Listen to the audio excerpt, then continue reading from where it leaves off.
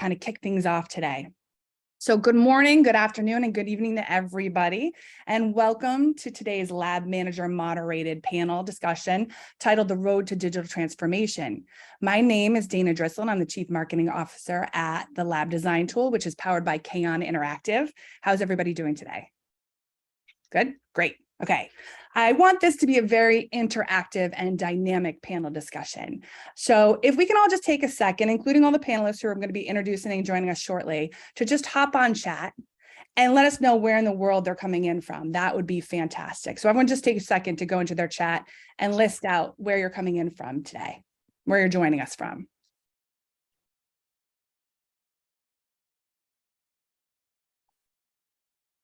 Perfect.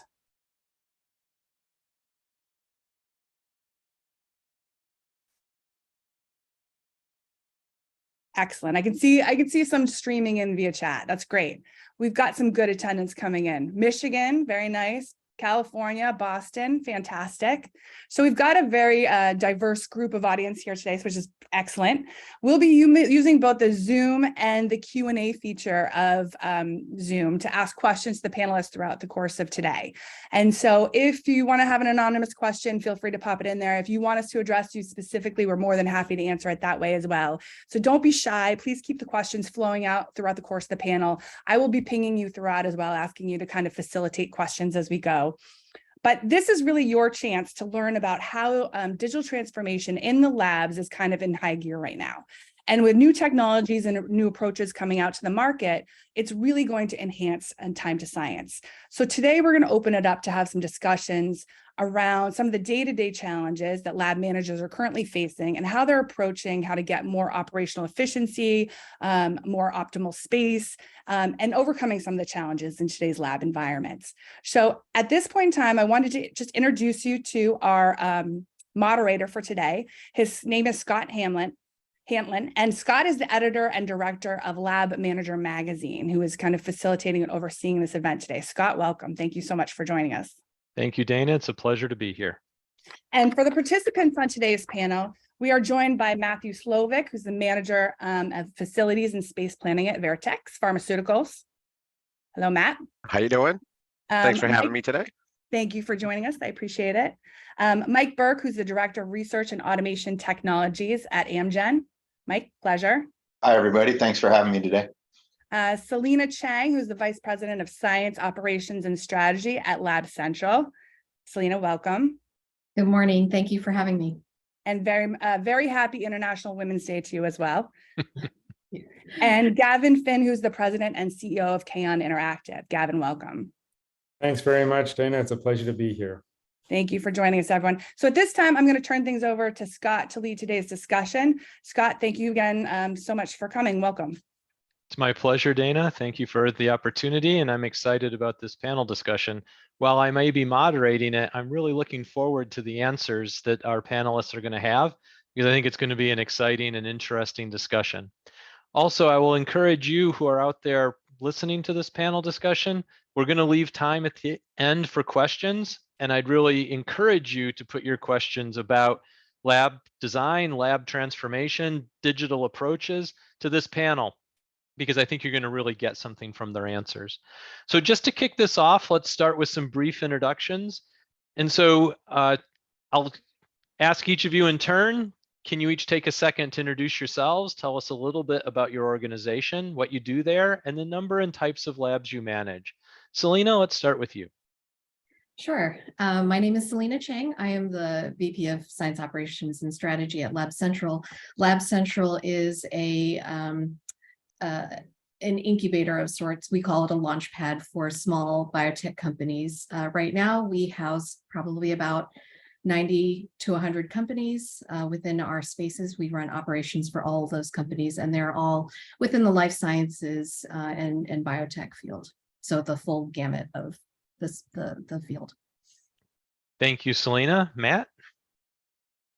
So I'm Matt Slowick. I'm with Vertex Pharmaceuticals based in Boston, global pharmaceutical company. I personally am based in the Seaport, where Vertex was the anchor tenant for what has exploded into a whole other Boston within Boston. Me and my team manage about 1.5 million square feet, of which some of which is office, so office and lab that we manage holistically across multiple buildings in Boston. Thank you, Matt. Mike?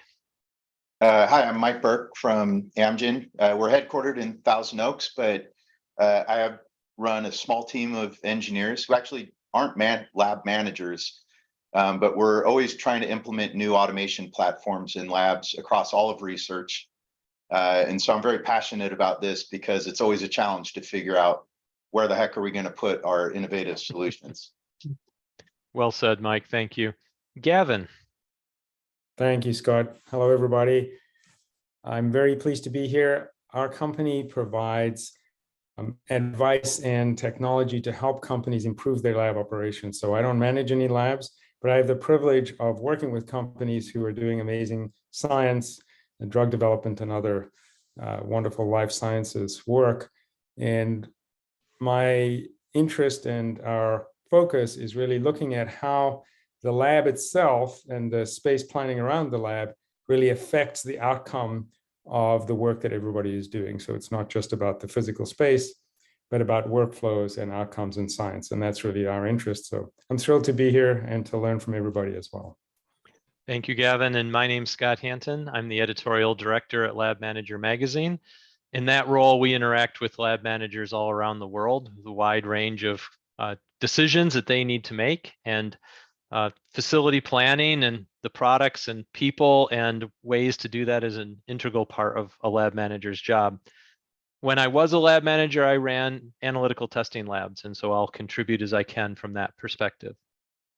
All right, panelists, thank you for those introductions. Let's get into the discussion. Selena, I'm going to start with you with the first question. How are you managing change in your lab, and what are the implications of those changes?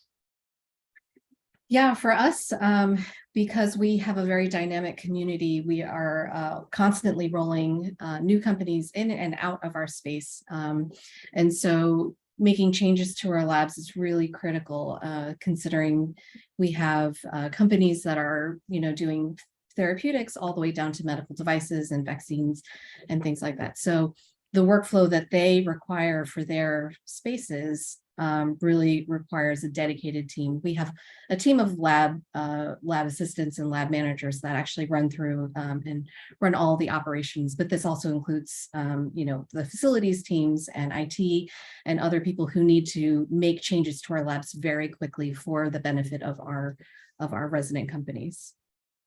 Thank you. I think during this panel discussion, we're really going to want to hear from you, Selena, about that timeliness factor. So, time is money, and it's perhaps more true for you than for any of the rest of us. Mike, would you like to take a shot at this question as well? Sure. I mean, like I mentioned, lab space is becoming increasingly challenging, and it affects our ability to innovate. So you can have all these great ideas, but if there's no space to build what you're working on, you're going slow now instead of fast. So we think, the lab space has to be as agile as the science that we're working on and the speed we're trying to work at.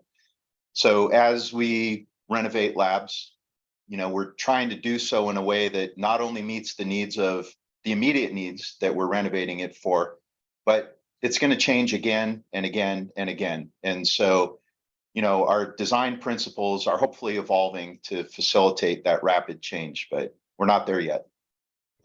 One thing I would build on this is that as an experienced lab manager, getting your teams comfortable with change is critical, because change always brings discomfort. Even in a lab facility where we think that the new lab is going to be so exciting and different and beneficial, there's still that discomfort barrier to go over. And so infusing your team with more resilience will help them deal with this change and all other kinds of changes. That's a great point. I don't believe that we have any labs that are solely owned by a single organization. And so it may only be one of the constituents in that lab, needs to make some changes, and getting everybody else comfortable with it they're also stakeholders in that lab space. Mm-hmm. So a lot of effort has to go into that as well, right? And they'll resist it even though it's not a change for them. Yep, just because it makes them uncomfortable. Yeah. Would anyone else like to piggyback on this? Yeah, I'll pick up on Mike's point about how, the science is so rapidly changing, and, we on the planning side have to keep that in mind where, you want to accommodate as much equipment and as much need as you possibly can while keeping an eye to the future, knowing that at some point down the road, and it could be sooner than later, it's going to change. So how do you plan the space so that it works for today and for tomorrow? And sometimes you don't always have the answer about tomorrow. So there's always this middle ground of gray area where you're trying to satisfy the current need and keep some sort of an eye on the future need. And that's where I think a lot of the challenge lies. I agree. And I think, having a learning approach, because we can't predict the future. I mean, I've got my crystal ball here, right? My vice president is always asking me to predict the future. But having an active learning helps us do better at predicting the future. Yeah. If I could add just one other thing, Scott. First of all, I've heard that you're very good at predicting things, not the future, but other things. What I think is important for all of us and for everybody in the lab is that there's a global experience that we've had that the rapid pace of change is increasing. So in all aspects, whether it's science technology, whether it's instrument technology, whether it's the external environment. And I think one of the things that Matt talked about in terms of sort of designing for change is new in the last several years. We used to design for a workflow. We used to design for a process, whether it's a scale-up process or an R&D process. Nowadays, I think, the mindset is more the issue than the physical space or anything. It's that mindset of designing for change. And, when you talk about people being uncomfortable, I think that that's part of what we have to all work with. And when we talk about changes, it's not these massive changes. When we're designing a new lab, everybody knows that. It's the incremental effect of small changes all the time. And I think that, again, is a mindset that we have to prepare ourselves for. One thing is tools and technologies and all these things, but getting people ready and comfortable and just accepting we don't have an alternative. The pace of change is, increasing, and this is something that I think we all have to adapt to. Marvelous. Thank you all. Thank you, panelists. Let's move on to our next question. And Selena, will come to you first. What concerns you about the way your organization currently uses lab space? For us, I would say that space is a premium. We're hosting about 400 scientists in our spaces, through every day, right? And they're all kind of moving in and out in space in the way that they need to, but we also have to consider the community as a whole. And also one company's needs are not going to be another company's needs. And so we need to be very flexible. We also need to, as you all said, make sure that everybody is on board and are, buying into this idea of shared lab spaces and how they're interacting with our equipment and with our spaces. But also, also listening to their feedback to make sure that we're understanding what their needs are so that we can make those changes when it needs to happen. Selena, a follow-up question. You emphasized flexibility, and I think that's really important. Do you have any tips for our listeners out there of one or two things they can do to be more flexible? Well, we do a lot of lab designs from the ground up. In order to prepare for the day-to-day use of our spaces. And one thing that I always have to fight back against the architects and the engineers is that we're not designing for a particular piece of equipment to be in one particular space forever. As you all said, we need to be able to move things around. And so just having enough of the necessary power and gases and all the other extra things that we think might happen in that room, we need to plan ahead for that. So I think that's one thing that we really take into consideration. Thank you. Mike, let's direct this question to you next. Yeah, so, lab space is a very finite resource. So again, as science evolves and we get, new instruments are developed and new ways of doing things, we have to have somewhere to put them, and we're running out of space. Our lab space is getting very, very tight. So if you weren't a child of the 80s when the game Tetris came out, you're behind the curve, right? We all have to, be awesome at playing Tetris. So again, like I said, that really limits what we're able to do, right? We can have all the greatest ideas in the world and have a solution that would enable some new way of doing science and not be able to implement it for over a year, because we have to wait for a big lab renovation. First, we have to get buy-in on the lab renovation, and that can take months, many months, and that's just to get buy-in. And then it goes to architects and they go through a whole process, and that takes more months, and you come back and want to make changes.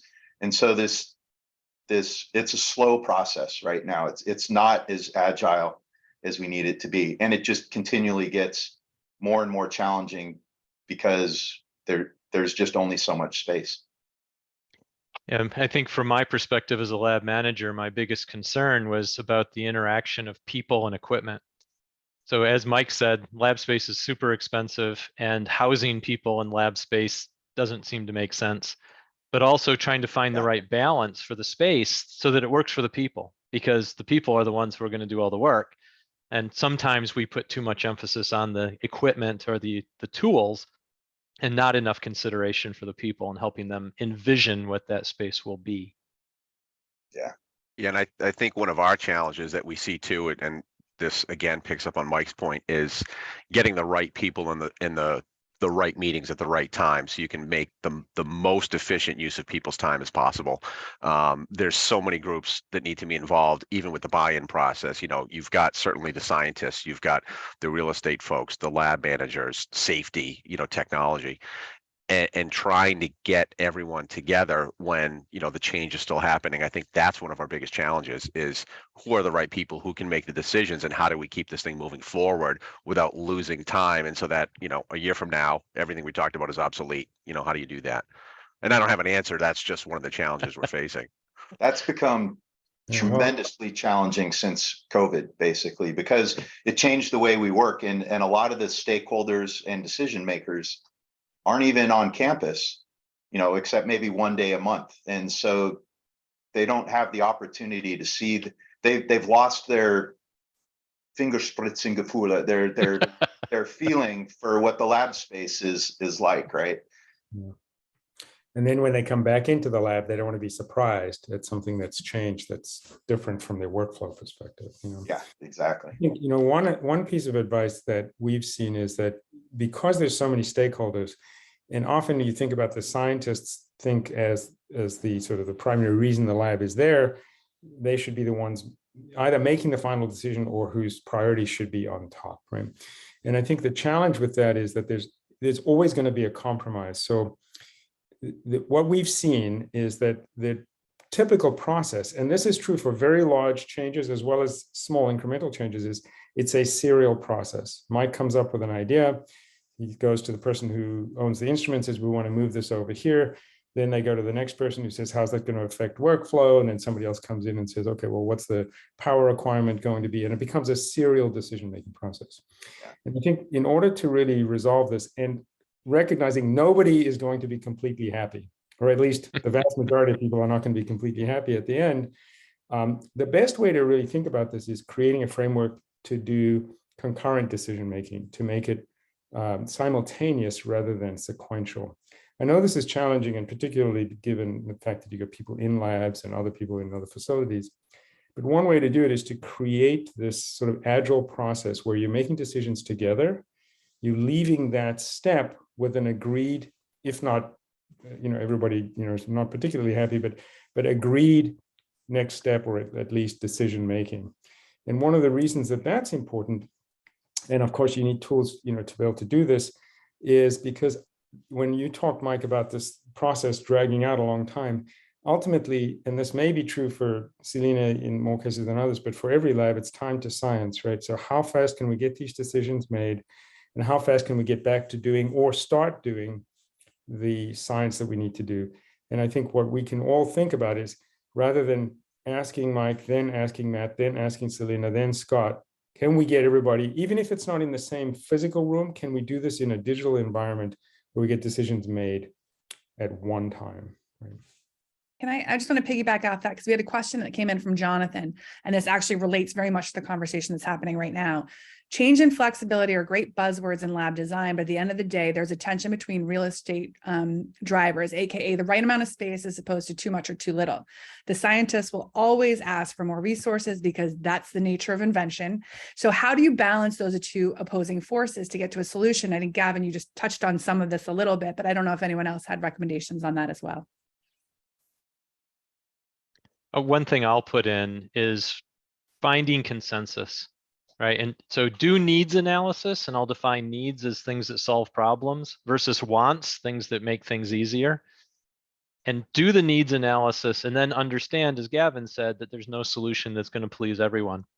But can you find solutions that people will support outside of the room?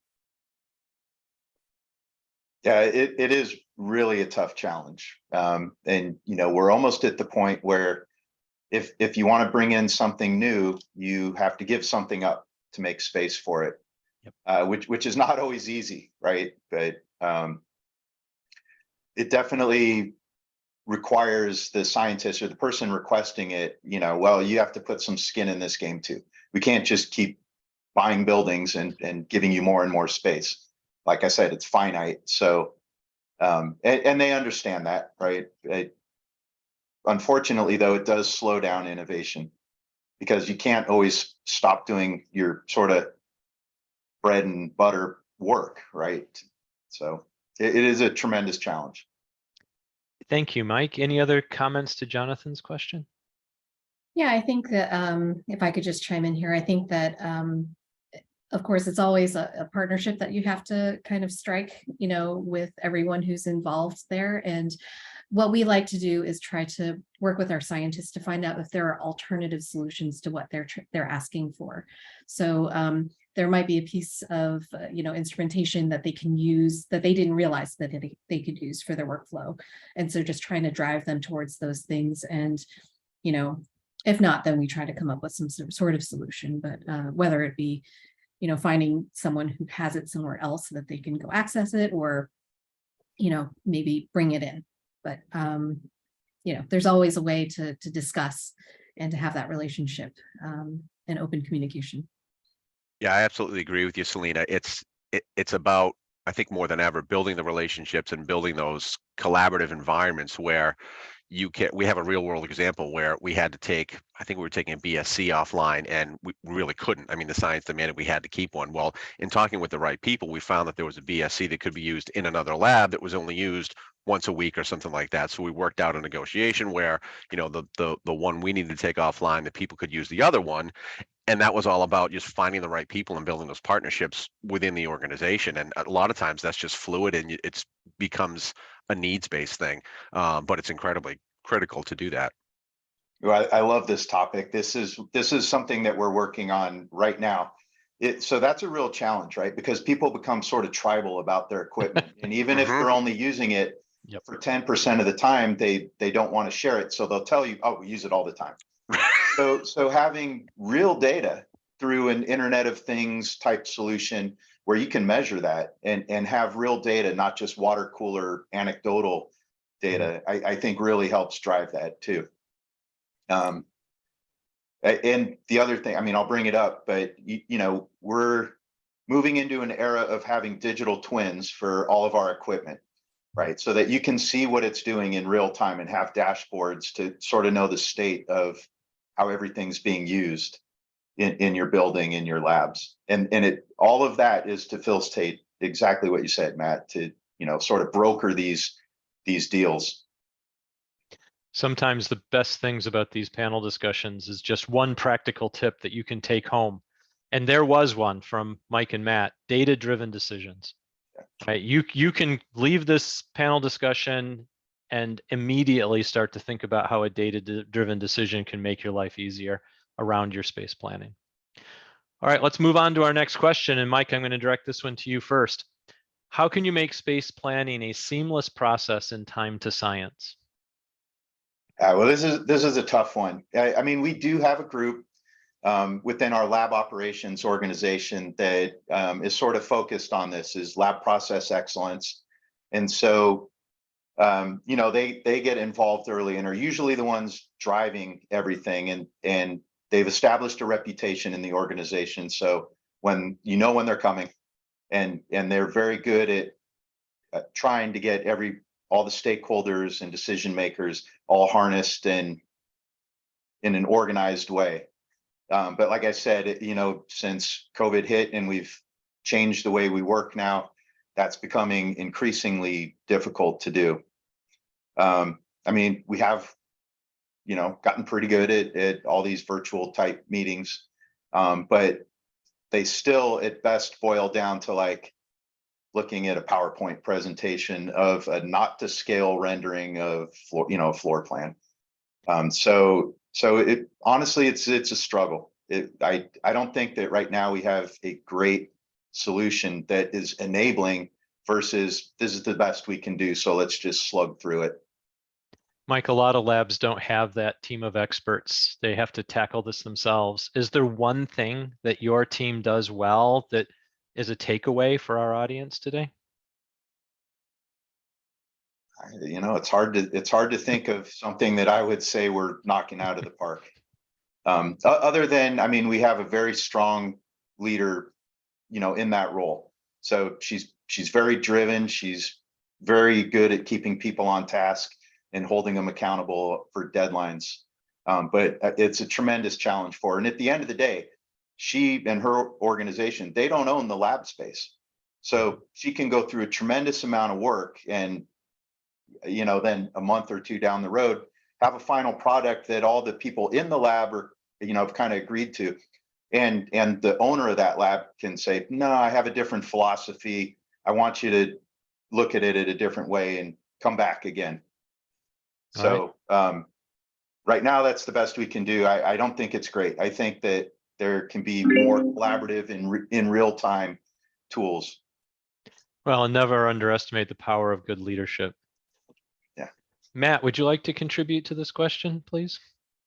Yeah, again, it kind of comes back to the building relationships. I think one thing that we've seen several times now, and I've only been at Vertex for 3 years, but a couple times this has come up where, you design a lab based on a need, and you somehow have to bridge that gap between, the language, my team speaks, which is space planning, which is very much based on two-dimensional floor plans, typically an overhead view, and a scientist who's in a lab who a couple of times they've said, we need more space, we need more space. And then you build the space and they get in there and they say, oh yeah, this is plenty big enough.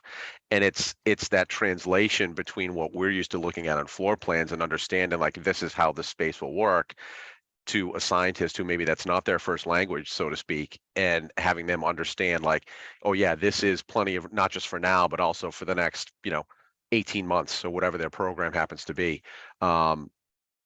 And so a way to kind of, we're trying to bridge that gap again of helping people to understand and being a trusted partner, basically saying, hey, listen, we take your need seriously. We're designing for that need. You kind of have to give some trust to us that we understand what you mean with all this equipment and what it needs to look like and how it needs to flow and how it's going to fit and what are the clearances and, so on and so forth. And I'll just touch on this. I did see a question about consumable storage, because let's not forget about that. That's ancillary space that you also need to account for attached to a lab. It's just not about the instruments. So we're continually learning, how can we improve what we do to cut down on that time to deliver, a lab renovation or a new lab. Yeah, I think over the last couple of decades, we've seen a lot of progress from lean enterprise. Right, removing inventory and having just-in-time delivery, and the pandemic sure threw a giant wrench into all of that. So thank you, Matt, for bringing that up, and thank you, listener, for the question. But would anybody else like to comment on trying to find the balance for storage space? There's never enough. Go ahead, Selena. I was just saying there's never enough. for us, because we have a lot of companies that are 1 or 2 scientists and they have, a couple benches in our space, they literally have no storage. They have maybe, the shelves on top of their bench. And so we've actually provided, places for them to shop while they're at our facilities, whether it be through kiosks or little refrigerators or, through a little stock room. But it's really challenging. Mike? Yeah, so what I was about to say, it is tremendously challenging, although I actually think that the whole supply chain situation brought on by COVID might have actually helped us in this way, because I personally am fortunate enough to have some storage space above our machine shop where we keep spare robots and stuff. And there are a couple other rooms where we've kept like pallets of pipette tips so that we have a 6-month supply if we need it. And we absolutely needed it during COVID. And I think it actually gave people a new appreciation for like, oh, okay, it is okay to, for you guys to have 1,000 square feet of just storage space. We'd really like it to be a lab, but now we see the benefit of it. So The thing I that I'll think we'll put be able in, to keep it. the thing I'll add to the conversation as both a scientist and a lab manager is that as a scientist, I will use every square centimeter of storage space that you provide. I may not use it usefully or wisely, but I'm a pack rat, right? So I will save as much as I can fit in my storage. And so from a space planning, I think storage has to be optimized, right? Too little, as Selena mentioned, can hinder the science. Too much just leads to clutter and packing stuff away that doesn't really need to be there anymore. And just pushing the problem on, kicking the can to the next generation. Yeah. I think for the small companies though, they're often working so quickly that they're not really planning well in advance. And so I think that's part of the solution, is that you need to be really thinking like a step or two ahead, so that you're, constant, because especially when you're very, very early stage, you're constantly shifting and changing your priorities because you're trying to figure out what is your lead candidate, what is the next set of experiments that you need to do. And so you need to have that thought process kind of built into your workflow. And for those of you listening, there's another takeaway tip that Selena just gave you, right? A little bit of planning ahead can yield a huge return on your space and on your ability to turn space into science. And we can all do that. We just have to take the time to do it. All right, let's move ahead to our next question. Oh, sorry, Gavin. Just add one quick thing to both of those discussions. You asked originally, I think it was Mike, about seamlessness of space planning. And the one thing I would say that I've observed that has an effect is space planning is usually an afterthought. So what ends up happening is the science workflow gets designed, everything, and then everyone's like, oh, we got to do the space planning later.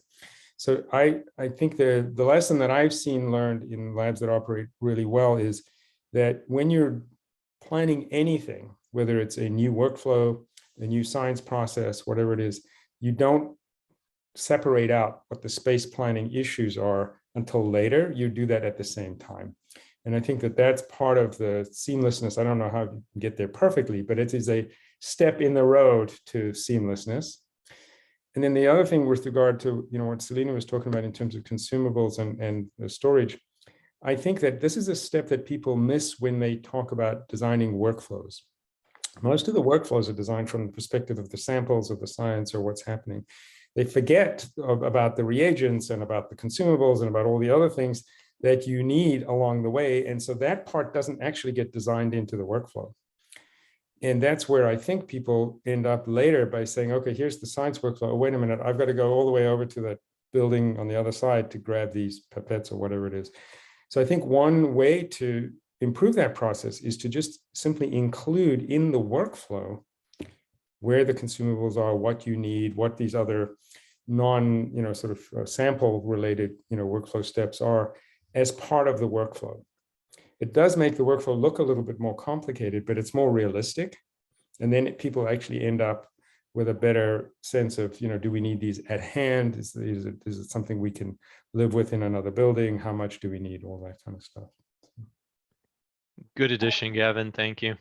Really do- quickly, We have, sorry, one quick question that came in too that ties to that. It was asked both in the chat as well as in the QA. If someone can answer this really quickly in regards to waste management. We're trying to make more space in the labs. We're finding a lot of consumable waste, including cardboard, plastic wraps, pallets. Anyone have a quick comment on how they're getting rid of waste within their lab spaces? And I think not the chemical or regulated waste, Correct. just the packaging, plastic, paper sorts of wastes.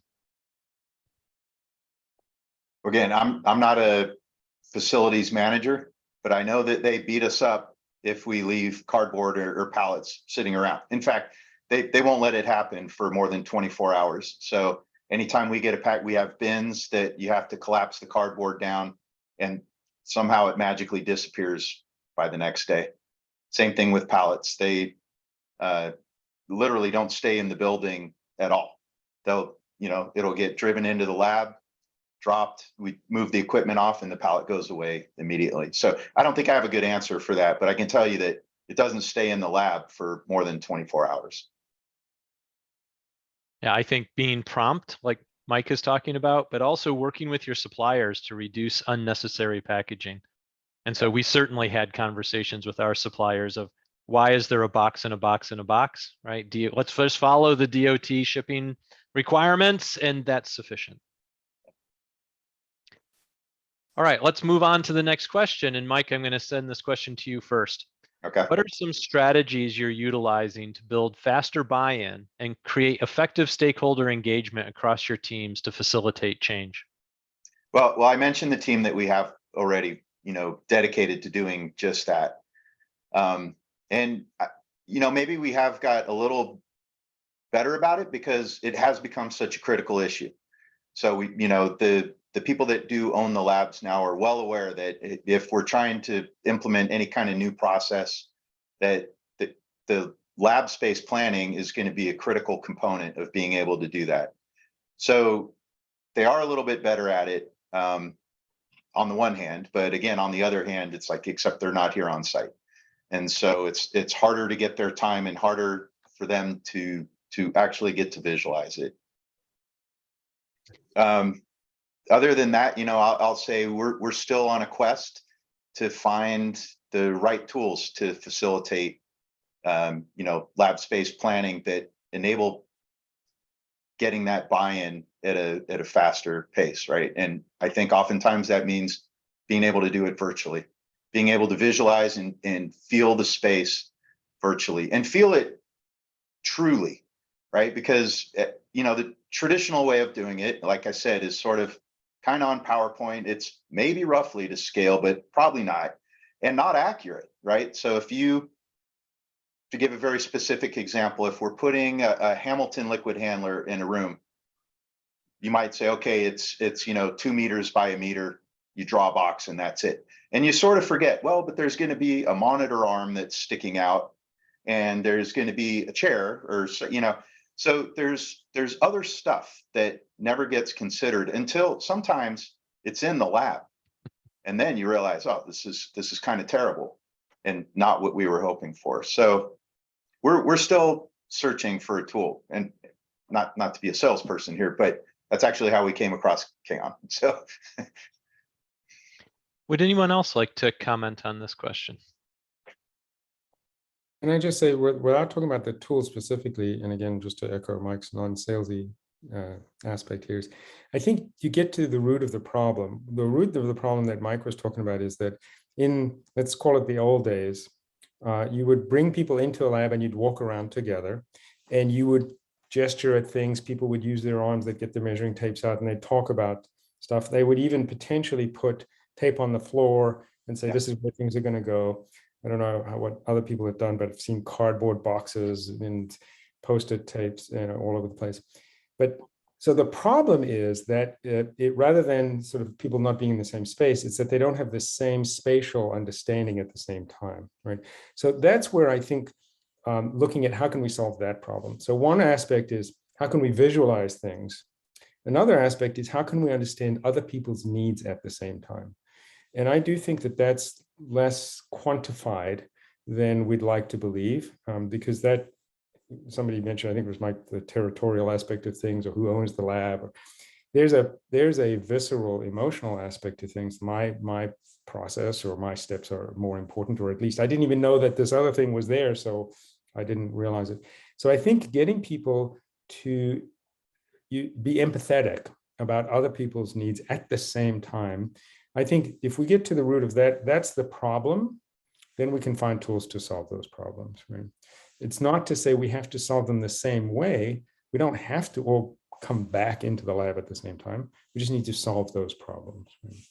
Yeah, and Bill- I'd like to jump in on that actually, because that, again, I think Gavin points to the building the right team and getting the right people at the table, even if, Mike, to your point, it's a virtual table, right? It's building that trust between the people who are working in the lab and the people who support the work in the lab, people like myself. And the more of a foundational relationship, which, again, is built on trust, that, I'm going to build you a space that you can use, I think the better off you're going to be, regardless of what tool there is. You can bring any tool. If the person doesn't trust you, it kind of doesn't matter.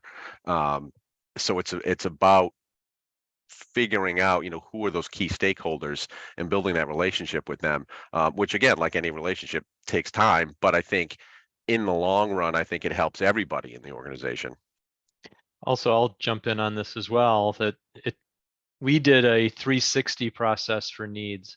So getting needs from everybody, from the lab technician to the line manager who would write the check. And when we simultaneously tackled the science needs and the budget, rather than building up what we thought all the science needs were, and then having the budget holders tell us, no, start over again, right? But doing that in parallel made the process much better. All right, let's move on to our next question. And this one I'm going to direct to Matt first. Can you speak to any benefits your organization have realized from improved spatial planning? Yes. So definitely with Boston real estate, and I'm sure a lot of markets are the same way, we're not really anxious to go out and get space that we don't really need. And I think, again, that's something that COVID brought to the forefront. And there's a whole other separate conversation. I won't go down that road, but, optimizing what's in the lab today and helping people understand, like, okay, you just bought this piece of new equipment, and, at least 50% of the time it shows up on the dock before we even know it's coming. I'm sure a lot of people can relate to that. So it's like, oh, we need more space. Well, instead of like giving you an additional room, how can we use the existing room you have better, right? Can we change the orientation of some of the benches? Can we move some things around? Is there, do you need to have these 2 pallets of consumables in this room, or is there some way to kind of just do an on-time delivery? It's a whole host of things you can do. So with better space planning, we get a bigger bang for our buck out of the real estate we already have, instead of having to go out and just get more real estate because someone says they're out of space. It's really digging in and understanding how can we plan this better for an existing lab. And again, I already talked about, for a new lab, or, new science or something has shifted, okay, really, what's the best use? How can we use the space we already have, and pulling in some planning options, whoever that is, to figure out what's the best fit for the workflow and the equipment that's going in this room. Anybody else like to tackle this question for our listeners? I think one thing that I did as a lab manager is walk into the lab and start doing a priority discussion with the lab occupants to try to identify what is the least valuable object or process that occurs here. And then to try to do a return on investment conversation of what bad thing happens if this least valuable thing isn't here anymore, and what are the benefits of this most valuable thing that you just purchased of going in here, and engaging lab staff to talk about what's the least most valuable thing. If you ask them, walk into the lab and say, hey, what are we going to get rid of in here? The answer is always the same, nothing. But it's a different conversation when you say, what's the least valuable thing in your space? Now we're going to have a conversation about value. Yeah, so there's a question in the Q&A that I think is relative to this. What's a good retiring workflow to counteract scientists hoarding unused projects, equipment, tools in the lab simply because they have the space of it? And I think there's 2 things. One, I mentioned it earlier, is having real data in an Internet of Things type of solution that you can put in front of them. Hey, here's the data. You're not using this, so you're wasting space. And scientists, I mean, they need to be, they're by nature, they're science-based, right? So hopefully that data works, but you have to have it. The other is just kind of what you mentioned, strong leadership, and even with COVID, our executive directors and VPs will do very deliberate, purposeful presence on the floor, walks through the labs, where they look at stuff and they'll call people out on it and say, hey, you can't have this stack of cardboard boxes here. Get it out of here. It looks bad. It's a waste of space. We need this space. So I think, some way to measure it and have real data and strong leadership. Building on the strong leadership, this is an opportunity for you out there to do management by walking around. And that's hard to do in a fully remote environment. It's hard to really see the spaces, but there's so much benefit from leadership going into the laboratory spaces and getting their own eyes on the process and being willing to have discussions and make decisions while they are standing there in the laboratory. And I had just a couple of observations. I've seen two different value dimensions from space planning that people didn't predict. One of them is when I've seen this collaborative process around space planning and the workflows and the science, some of the observations that the scientists have told me is they actually got a better science result when the space planning was done well, which it's not obvious because you think the science workflow is going to drive the space planning, but often that back and forth and that iterative process yields opportunities for the scientists to do things that they weren't thinking about to begin with. They come with a workflow template, let's say, about what that workflow is in this process. And through organizational changes or spatial layout, they realize, oh, there's a different way of doing this. And they actually end up with a better result. And I've heard about quality improvements in the process because the ability to get samples, say, from one stage to the other were reduced in time. So there was less contamination, or whatever it turned out to be. So highly valuable quality. The other one I heard from a procurement director for one of the world's largest pharmaceutical companies, and it gets back to a little bit about what Mike was talking about in terms of asset utilization, is just making available to people information about what's accessible to them. Mm-hmm. And then giving those, whether it's lab directors or the scientists, the opportunity to take advantage of what's already there without any incremental cost. And what they found is that if you ask the scientists, they're all going to want their own equipment for their own workflows. So they'll procure all this stuff and the costs go up. What ends up happening, however, is they're perfectly fine if there's a balance and a negotiation going on to share equipment, so long as it doesn't affect their workflow. Well, I would say mostly perfectly fine. That's not 100%. But what ends up happening is that spatial layout to say, okay, well, if we can do this in a way where it doesn't interrupt your workflow, it's actually part of your workflow, and you can share it with this other workflow, you end up with tremendous cost savings as well. So part of it is the space itself. Mike talked and Matt about the fact that you're in any of these spaces, whether it's Boston or California or anywhere else where you've got high cost space, and also you just don't have physical access to others. But I think improving performance as a result of good space planning is also an opportunity for us, even if it's not the main driver when we start out. One other benefit of shared equipment, besides the reduction in cost, is the increase in learning. Because as they interact with another team or another process that's using the same equipment, there's unexpected opportunities to learn, and it will improve the process that they're thinking about. Yeah, that's a great point. There's also some equipment works better if you use it frequently. Right. It likes to be used, and sitting dormant sometimes is the worst thing that can happen to a piece of equipment. So one other quick anecdote that when one of the bench scientists was telling me that because they had to share their equipment and it was being used for a different experiment, they actually had to clean it more often, because when they were going through the same process, they tended not to clean it quite as frequently. They didn't think they needed to. And as a consequence, the equipment had a longer life because it was getting cleaned more often and it performed better.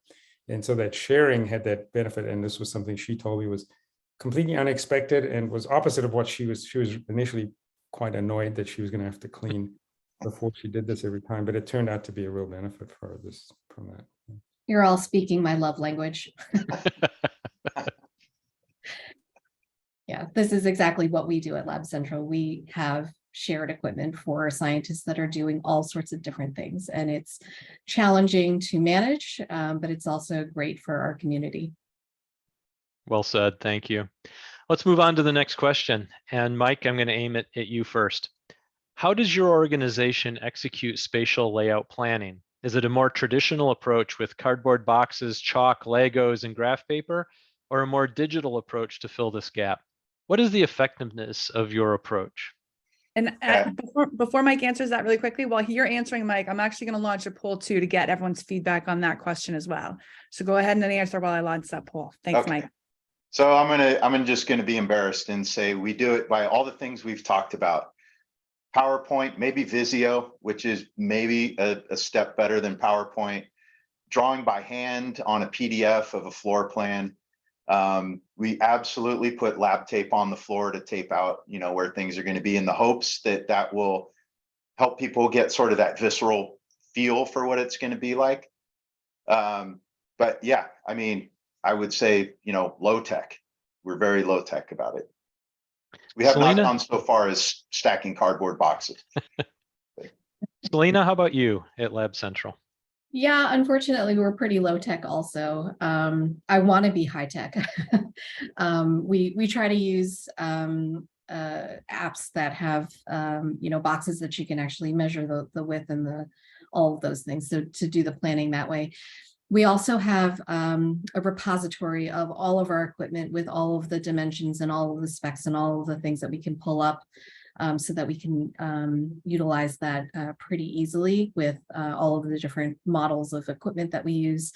And we also like to use trace paper, good old fashioned, go to the floor plans that we've been given by the architects, trace the paper, find the equipment that we have in another room, and then just lay it on that area and just try to lay it out in different ways. But I would love a better solution. Matt, how about you guys? Yeah, we're a little more high tech. And by that, I mean, it's, drawing boxes that look to be the right size in PowerPoint. So not too far removed from everything else. And, for us, that sort of varies. If it's like a really large scale renovation or something, when we have the funding, we'll bring in an architect. But for like the onesie twosie type churn stuff, it's very much talk with the person, any combination of what Mike and Selena already answered to kind of get to the right layout. Yeah, I think maybe let me expand on what maybe I was a little flippant, because we do CAD for all of the instruments and systems that we design. So we do have CAD models for stuff. What we don't have, though, is a CAD model of the building, of the facility to put it in. And maybe sometimes we have gone so far as to sort of like in SolidWorks, make a CAD model of the room, but it's a huge effort. And we're certainly not going to model everything else in the room. So it's not perfect. So there's this huge gap, right, between what we can do. It's sort of the low tech thing. And then we get to a point where maybe everybody's bought into it. And then it goes off to architects. And this is kind of getting into, I think, one of the upcoming questions. Then it goes off to architects, and they have all the high-end CAD stuff to do everything in excruciating detail. That's a very costly process to go through, it both in dollars and in time, right? And then it becomes an iterative process. And this is where things can really get slowed down, especially if you don't have 100% buy-in early on. So once we've engaged with architects, it becomes a slow and expensive process. So I think it's really important to find a better way to do it accurately than what we've all just kind of described, right? But can I Mike, also mention go ahead. just my quick observation is that there's actually two different tracks. When you're doing new lab design or a big renovation, there tends to be a lot more computerization and AutoCAD and all that kind of stuff. The day-to-day things tend to be done very manually, from what I've observed. Good point. So I think there's a bifurcation when you're investing a lot in a new facility or renovation, people tend to be more, let's put it this way, advanced. I don't know if that's the right word, but at least more computerized. I think the approach that I think we need to think about is just the model that I like to use is, if you remember, nobody here remembers, but if you think back in time to what we learned about in corporate history in the 1950s and 60s, is companies had typing pools. Remember? And typing pools were all people typing up letters and documents who were in a separate organization, in a separate physical space, and they were in this big thing. So if you needed something typed up, you sent it over to them. And then this new thing called word process came around, and that was great. And what they did was they replaced the typewriters with the word processors. Same room, same people, they just trained them on that stuff. What's actually happened today is those things don't exist anymore because we've completely changed the model. And now people are doing all of that stuff themselves on the same computers that they're using for meetings like this. I think when you think about the evolution of tools, what we need to be thinking about is not coming up with a better CAD tool that an individual can use somewhere off there in that highly linear process, but ways that we can all share tools and technologies that change the process so that it doesn't become a specialized thing that somebody with a lot of years of experience and training gets to use. And if you think about that, that's where I think the process is going to be improved. If you sort of visualize the future is not where some very small number of highly trained engineers have a better tool. It's where everybody gets to use these tools to share and collaborate in real time without a lot of training. Well, and it's that collaboration that can improve the speed to science. Exactly. Yeah. Which all the issues we talked about earlier. I think, anybody else want to comment on this question? I think you've all had a shot at it. All right, so let's move on to our next question. And Selena, I'll come to you first. Do you prefer to visualize a new spatial planning yourself with your own approach in the lab, or do you prefer to utilize highly skilled architects with high-end CAD tools to show you potential examples? So it really depends on what it is that we're doing. We do lab design for new builds.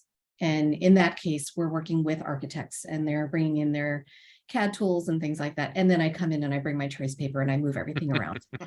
So it's we're very hands-on with our architects. I don't know if they like it or if they don't, but it usually ends up being a good way to get to what we need.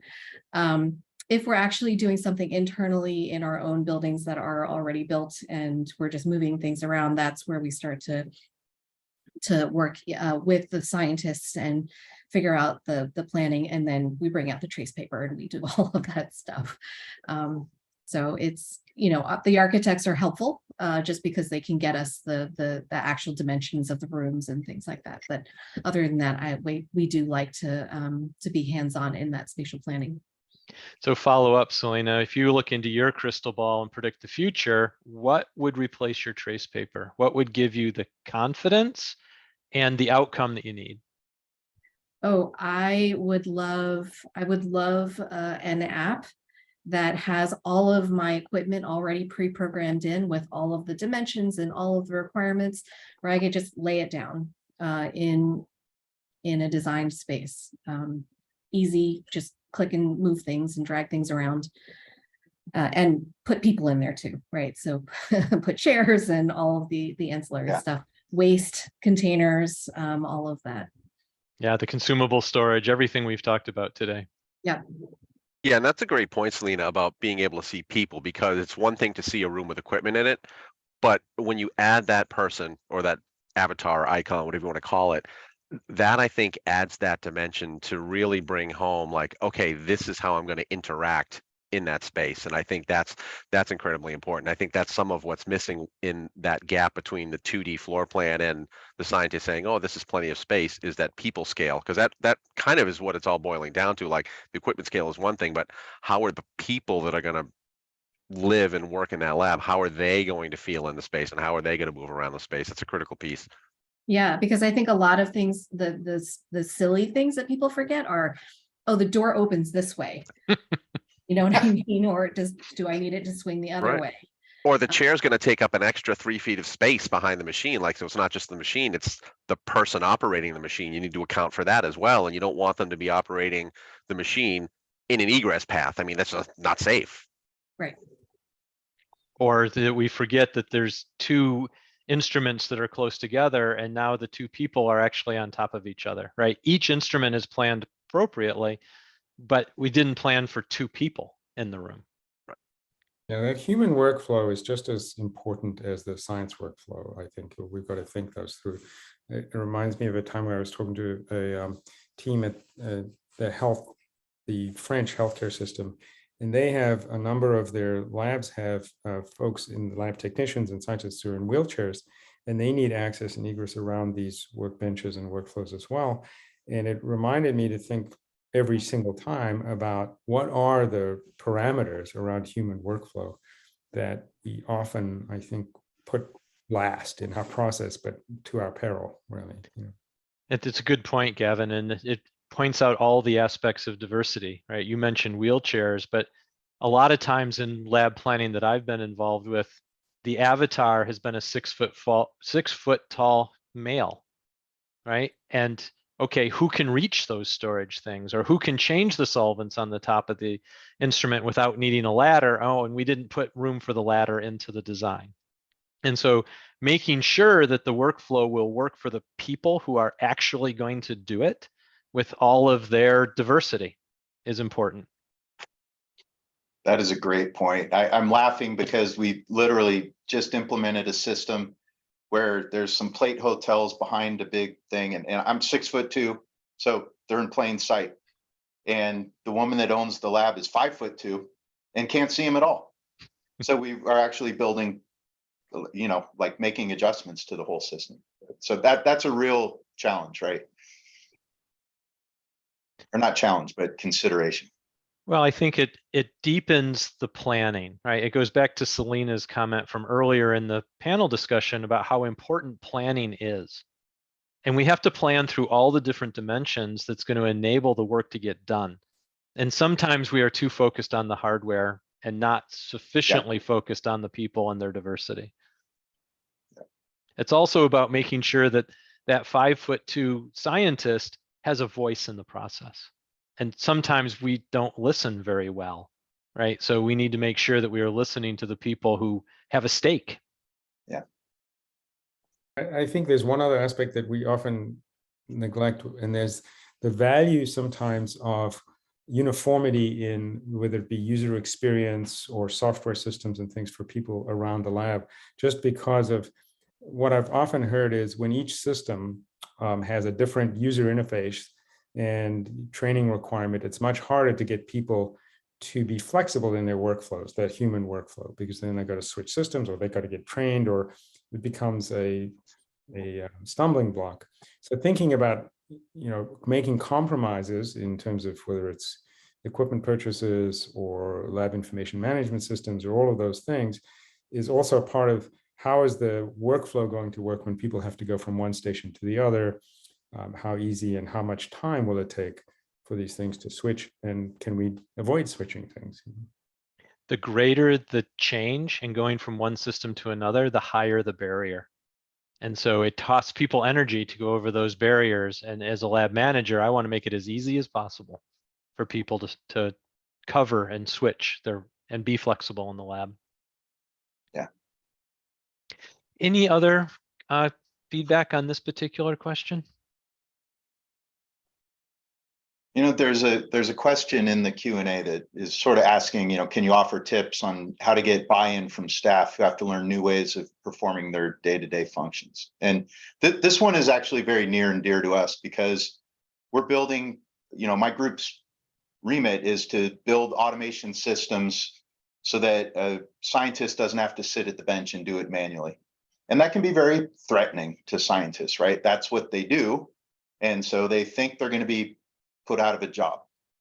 And that certainly is one perspective you could take on it. I actually think that the better perspective is that it's a force multiplier, and it's going to allow that one scientist to just be more productive and do more, so they can get one thing running on a system, walk away, and go do something else.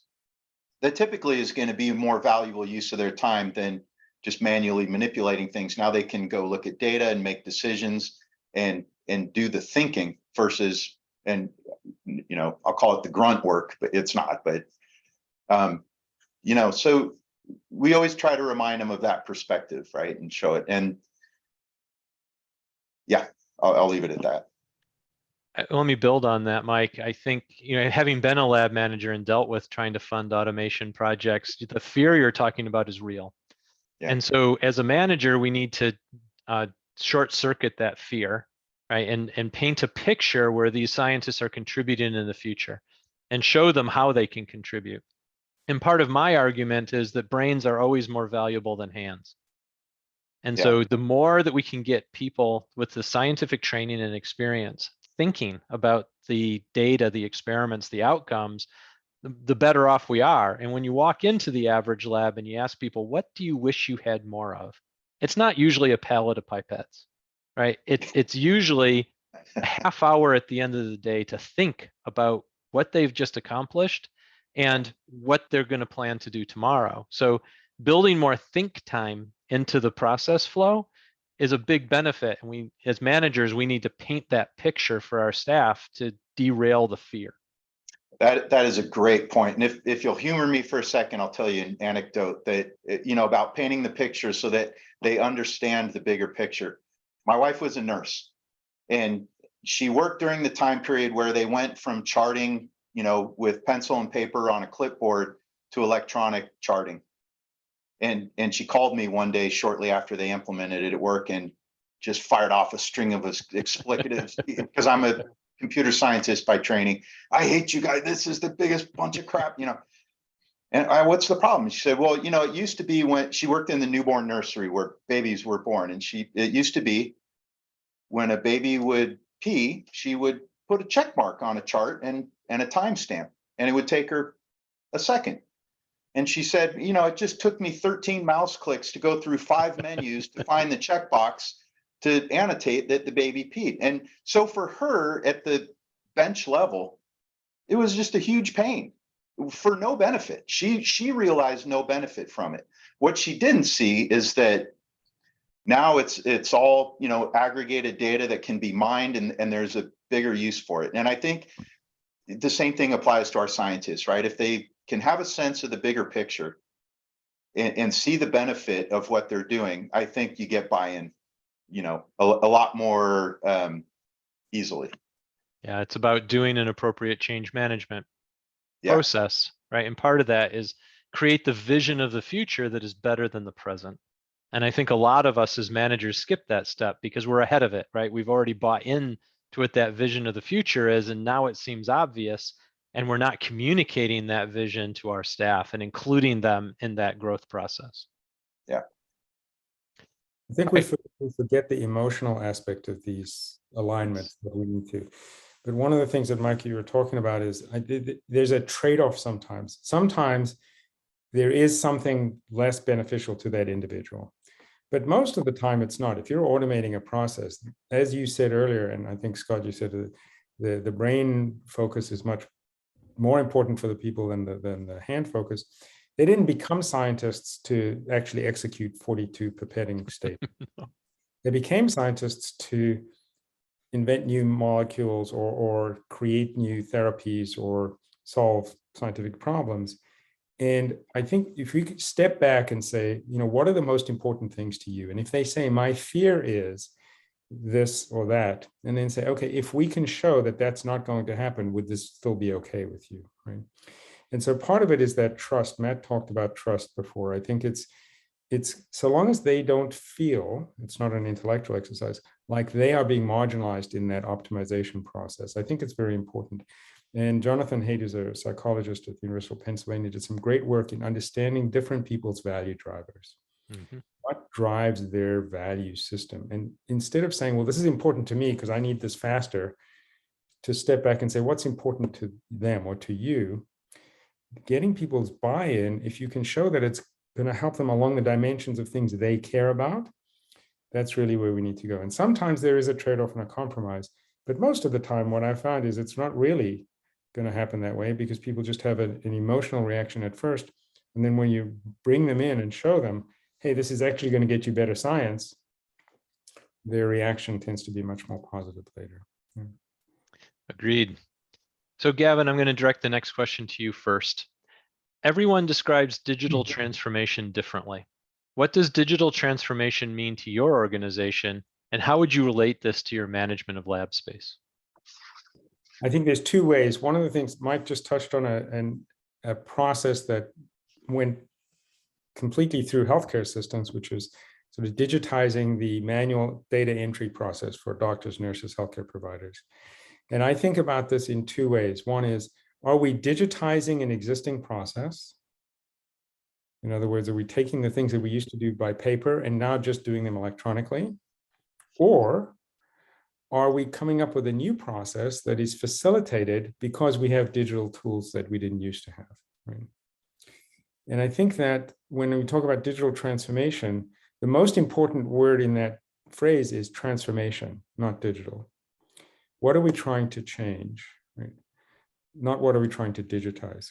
So I think there are some values in some cases to optimizing an existing process, making it shorter if you can make it digital. But typically what I've found is that digitization, and Matt may recognize this in Boston, we have a lot of crazy streets in different directions in downtown Boston. And the reason is, the legend is that that's because the streets are just the cow paths that were paved, right? And so what we don't want to do is we don't want to pave cow paths. We don't want to digitize processes that are not optimal. What we really want to do is come up with a completely new way of doing things. So digital transformation in the lab, I think, is about making the science better, making people's lives better, the people who operate the lab, and optimizing costs and performance and time to science and all of those things. And the transformation is facilitated by digital solutions. So for example, one of the things that Matt and Mike and Selena were talking about is facilitating collaboration, right? So rather than just digitizing a process that might be linear, what could we do to facilitate collaboration using digital infrastructures, platforms, whatever it is? And that would be a transformation in a process, right? We're collaborating in real time as opposed to doing something sequentially. The same thing is true, for example, with lab information management systems and some of the data asset or the asset management systems that Mike talked about. Is if we can actually measure utilization of equipment, it's not to slap people on the wrist and say, hey, this is not being used. It's to transform how we operate our labs and how we get to science and how we improve workflows. So the information technology, the digital technology, is a means to an end. It's not the end in and of itself. And that's what I think digital transformation is all about. And the most important part of what we can think about in lab operations, I think, is creating data systems, applications, insights to better facilitate collaboration so that we can achieve those science and business objectives better rather than just for the sake of digitizing something. Yeah, I like your emphasis on transformation rather than on digital. Anyone else want to pitch in on this question? Yeah, I would love to. I fully am on board with what Gavin was talking about. I think that there is, within our workflows, there's a wealth of information that we can gather together and mine, not only for improvements, immediate improvements within the workspaces, but also to, at least for Lab Central, we're looking at all the new technologies that are coming in. We're looking at all the new science that's happening and being able to gather all of that data, to look at it, to look at, new, what people are actually using equipment for, which disciplines are they using it for? Is it something new? Is it something different? And being able to forecast for the next 3 years instead of always being 3 years behind. This is what our ultimate goal is, to be able to see that and actually learn something from it so that we can then be ahead of the curve for our scientists. I love the idea of planning ahead further. I think of the old anecdote that generals fight the previous war. It feels like us in space planning, we build the lab that, for the previous science. So, I'll say that the number one thing, that the reason that Amgen exists and our number one driver is because people are in desperate need for critical medicines right now. They're in clinical trial, they're doing everything they can. So the faster we can get a drug to market, we're literally saving lives. That's the ultimate driver. So that, the slippery slope that drives down to us is, well, so we need to accelerate the science. The transformation we're under, the big thing happening now is artificial intelligence, machine learning, right? That's hugely transformative.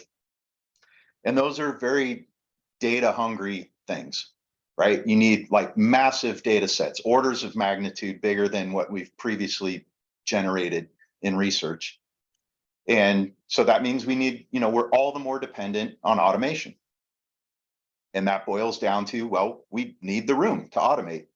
So, and more than ever, you can either increase your data output by doing what you're doing today in parallel, which means truly just scaling out and you need more space to do it, or finding new ways to execute the science, miniaturize it or whatever. But either way, you need the space to do it in. And the space needs to facilitate that versus, be a limiting factor in what you're doing. So the space is critical. It's absolutely critical for what we're trying to do. I'd like to move now to some more of these submitted questions. And Selena, I'm going to come to you first with this one. Do you use any specific industry benchmark for determining the correct room size, like equivalent linear square foot per person, for example? Yes, I'm not allowed to talk about it though. Well, yes is still an important answer to the question. So thank you for the yes. Anybody else want to comment on this question? We do not have a metric, but I would love to have a metric.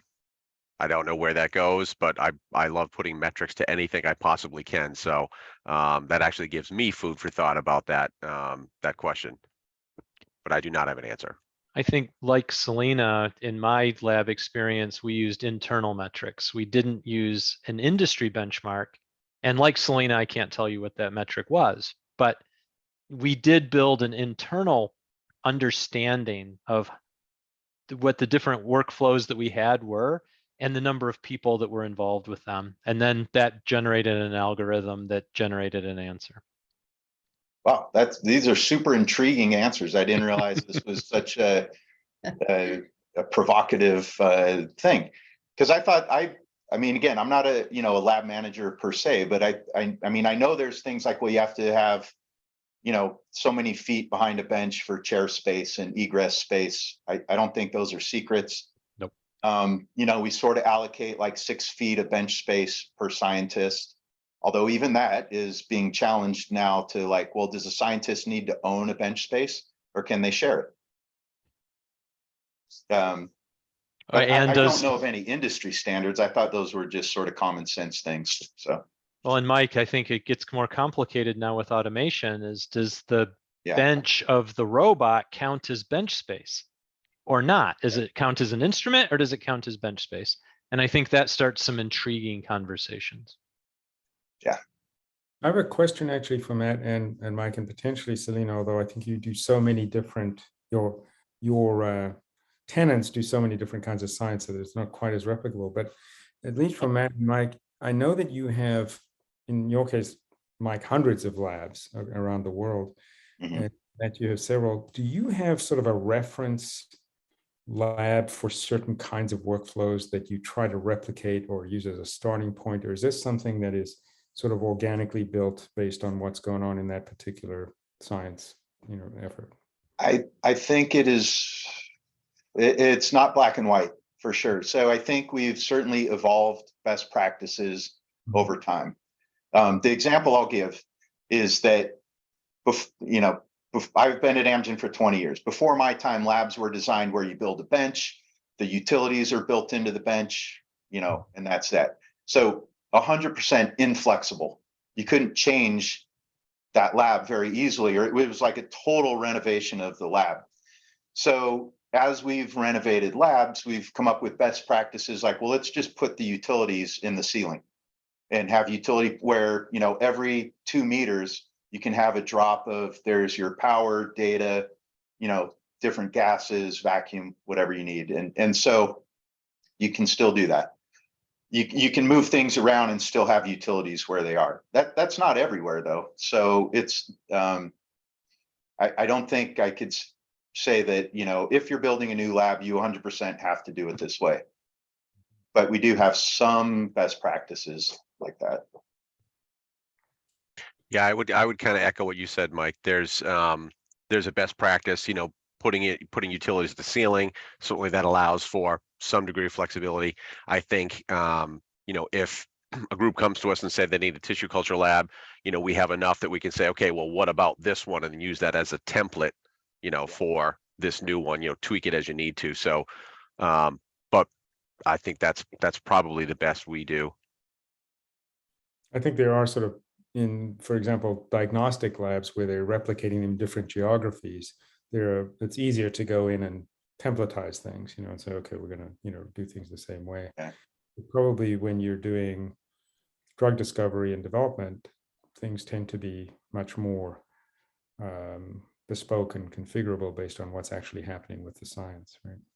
Yeah, you know, as I'm thinking about this now, and I made the statement earlier that like, well, once you get architects involved, it's costly, but there is an argument for getting architects involved early, at least in the discussion, right? Because you don't know what you don't know. So, and architects, you know, that is their job, to keep their finger on the pulse of what are the latest, greatest innovations in building a lab. So they can bring, you know, new ideas to the table, new ways, new tricks, whatever you call it, you know, a way to renovate a lab. So, you know, because a best practice is only as good as until there's another best practice, right? Or until the technology evolves. So we kind of owe it to ourselves and to the scientists that we serve to also remain flexible in that and not say, oh no, you know, this is the way to build a lab. Because 20 years ago, we thought we were doing the best thing, you know, and it probably was at the time, but it's not today. So, Right. Let me move on to the next submitted question. And Mike, I'm going to come back to you because it sort of reminds me of the story of the nurse in the baby ward. So the question is, what about removing paper systems and archiving storage, using tablets for displaying SOPs and filling out batch records? Is there a system that could be used here which might work alongside barcoding systems using raw materials? Does that sort of thing exist? yeah, I don't know of any paper systems that we're using for anything. I mean, for quite a while, actually. You know, I mean, I guess like the modern day equivalent of a paper system to me is Excel, which is like the great enabler. And, you know, everybody can use Excel and come up with, you know, really innovative, clever things to do in Excel, but it's a little bit out of control and it's not scalable. So that actually has become a source of a lot of projects for us, is that people will come up with a really innovative idea, implement it in Excel, and then we'll take that as almost a user requirement and codify it and build it into a proper application. We have a whole team dedicated just within the biologics organization and the, you know, MedChem organization that is responsible for the informatic ecosystem. And I'm not talking about an IT organization that's managing servers and things, but, you know, there's just a myriad of applications, you know, used for all the different types of operations in the labs. And that data all has to end up somewhere where you can get to it, you can use it to make decisions, and so on. I'm not sure if I'm answering the question here, but I don't know of a single system. It's more of a very rich ecosystem of many individual solutions that all contribute to these giant data sets that we're now generating. Certainly one of I'm my not trying to answer your question. one of my previous employers, we had a whole warehouse of paper storage, right? And it was about Wow. implementing a control system that said how long we would store paper records and then shredding and getting rid of it. And for the old timers in the business, that was heartbreaking, right? Because they watched all these paper records go away. The other opportunity would be to digitize some of them. The other thought I have is if you really want to make change, then burn your ships, right? The old Vikings approach. And if you want to get rid of paper systems, get rid of the paper archiving space. Yeah. Reallocate it to something more valuable, and that will help enable people to do it differently.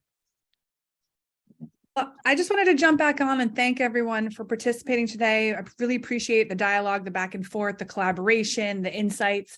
I'm going to turn it over to Scott to just kind of give us a wrap up on today's event, and then we'll kind of say goodbye to everybody and thank them for attending. We'll make sure everyone gets an on-demand recording of this as well. So Scott, can you give us your final thoughts? First of all, thank you for attending, and thank you to the panelists for participating. This was a really fun conversation, and I learned a lot today, and I really value your experience. And I really appreciate the way that you people as panelists were able to break this down to takeaway messages for our listeners. And then if you did send in a question and we didn't get to it, you reach out to Dana, and she can reach out to us on the panel, and we can try to provide an answer after this panel discussion is over. And then as a final follow-up, if there's ideas that you have that we didn't cover, then send those in to Dana, and we can do another panel session someday, and we can cover different kinds of topics. We can bring in different kinds of expertise. And so let's keep this conversation going, that this isn't, a one and done, never to be thought about again sort of idea. Perfect. Well, thank you very much, Selena. Thank you, Mike. Thank you, Matt. And thank you, Gavin. And thank you very much, Scott, for engaging with us today about rapid change and the road to digital transformation within our laboratories. As we all know, change is ongoing, constant, and we'll be having these conversations as technology evolves, as process evolves, as things evolve, we'll continue to change and adapt and grow. So thank you, everybody, for your time. I look forward to seeing you guys all shortly. Thank you so much, everyone. Thank you. Everyone. Thank Have a you. great day. Bye-bye. Bye.